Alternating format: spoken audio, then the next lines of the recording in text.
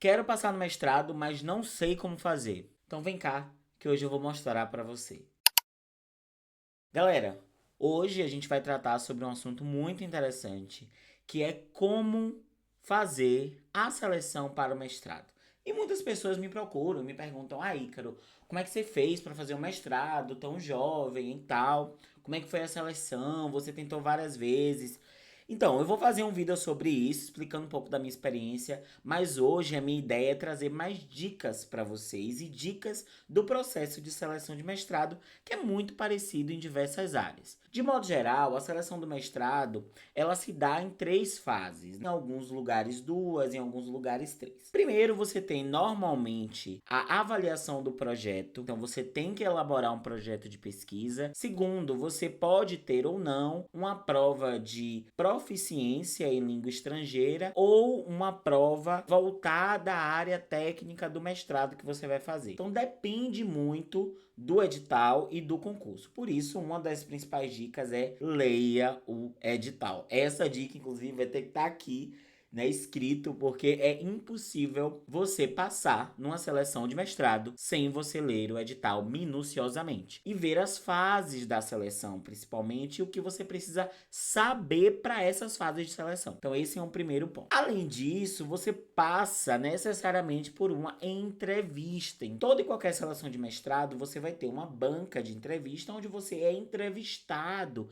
E essa entrevista é muito mais para saber se esse projeto foi escrito por você, se você tem noção dos pontos teóricos abordados nesse projeto, como você entende que a sua pesquisa vai ou não agregar aquele projeto, né? E pensando nessa discussão da universidade, você tem o seu projeto normalmente ligado a uma linha de pesquisa ou a um projeto guarda-chuva que abarca o seu projeto. Essa entrevista também entra nesse ponto de seleção. Então aqui a gente elencou no mínimo aí duas, mais três fases, né? A fase da prova de proficiência ou a prova de conhecimento técnico da área, né? A avaliação do seu projeto e, por último, a entrevista. Então, nesse vídeo, eu vou discorrer um pouco o que é que você vai fazer para você conseguir a tão sonhada aprovação na seleção de mestrado. Inicialmente, você precisa saber o que é que você vai pesquisar, qual é o tema da sua pesquisa. E para isso eu já tenho um vídeo aqui no canal que fala um pouco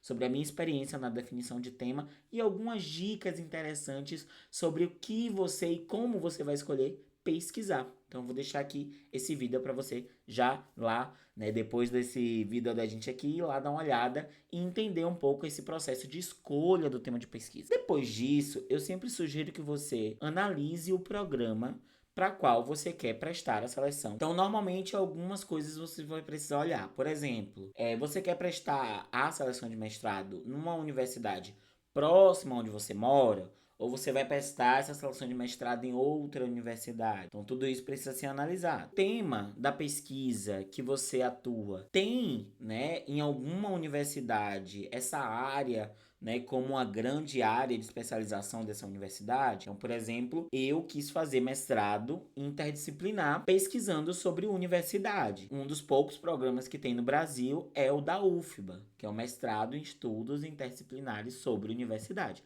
Então, eu escolhi fazer o mestrado na UFBA, mas você pode escolher outro tema de pesquisa e ter uma outra universidade especialista nesse tema que você vai escolher. Vai da sua escolha. E isso você precisa analisar minuciosamente, entendendo as consequências da sua escolha. Porque tem programas, né? E aqui a gente está falando da avaliação da CAPES, tem programas de mestrado nota 4, nota 5, nota 6.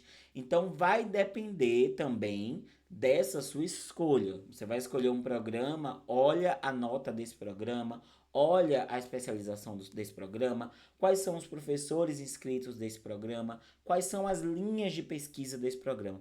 E aqui a gente tem uma ferramenta muito importante que é bem fácil de fazer, que é justamente vocês olharem, gente, olha que coisa interessante, os sites dos programas. Eu vou aqui mostrar para vocês um exemplo, que é o PPGDH, que é o programa que eu faço atualmente, né, o meu doutorado em Direitos Humanos e Cidadania. Lá no PPGDH também tem mestrado. E aqui tem um site do PPGDH. Então, vocês vão entrar no site do programa. Normalmente, esses sites, né, vai trazer alguns links ali interessantíssimos. Mas aqui, ó, quando pensa sobre o programa, já vai trazer um pouco da história do programa, já vai trazer as linhas de pesquisa do programa. Então você vai conseguir olhar aqui quais são os objetivos gerais, os objetivos específicos do programa, o público-alvo do programa e aqui as linhas de pesquisa.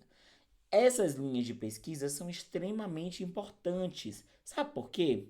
Quando você estiver escrevendo um projeto de pesquisa, você precisa adequar o seu projeto de pesquisa numa linha de pesquisa específica. Então, se você vai trabalhar, por exemplo, ações afirmativas étnico-raciais, é interessante que você adeque esse tema de pesquisa numa linha de pesquisa que vai tratar sobre políticas públicas de promoção à igualdade racial ou sobre educação para relações, né, étnico-raciais. Vai depender aí de qual área você está pensando essas ações afirmativas. É interessantíssimo vocês olharem o site do programa. Mas para além do site do programa, vocês podem olhar também os professores.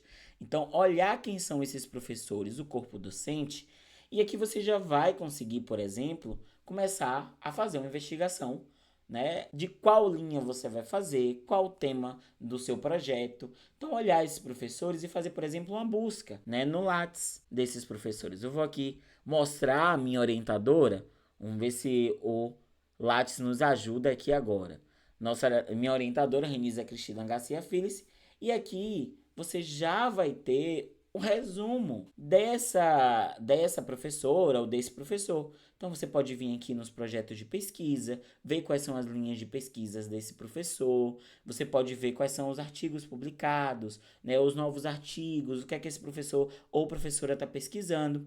E a partir disso, você pensar, olha, quero ser orientado ou orientada por esse professor.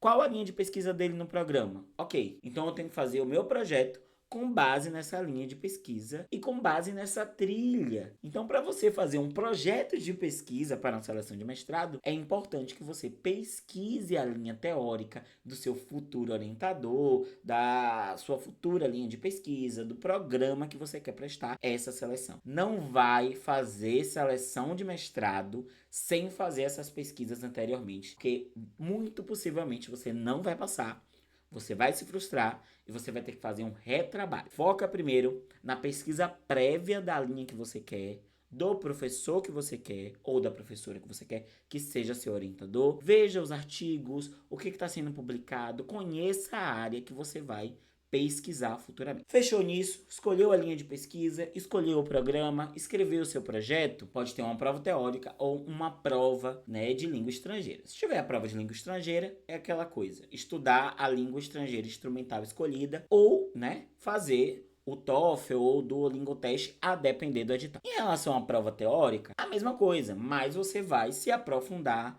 nos textos que o edital pede, nos livros que o edital pede, olhar o campo que você vai investigar, saber o que é que você precisa estudar, então ter essa noção e é uma prova teórica como qualquer outra, estar de olho no edital, como é que vai ser essa prova, como é que você vai poder responder. Nas entrevistas, a entrevista é importante que você esteja preparado e munido do seu projeto. O seu projeto, ele vai ser um ponto central de discussão nesse processo das entrevistas. Quem vai estar na banca não quer saber se você já tem o resultado, até porque você não tem como fazer o resultado sem ter a pesquisa. Quem está na banca quer saber se você escreveu o seu projeto, se você escreveu e sabe do que você está falando, se você tem a compreensão da metodologia que você vai utilizar e se o seu projeto ele é execuível no tempo de mestrado. Lembre que o mestrado ele tem um tempo de 2 anos, então é muito curto, passa muito rápido e quando você vê, já terminou. Então é pensar justamente um projeto de pesquisa que caiba nesses 2 anos,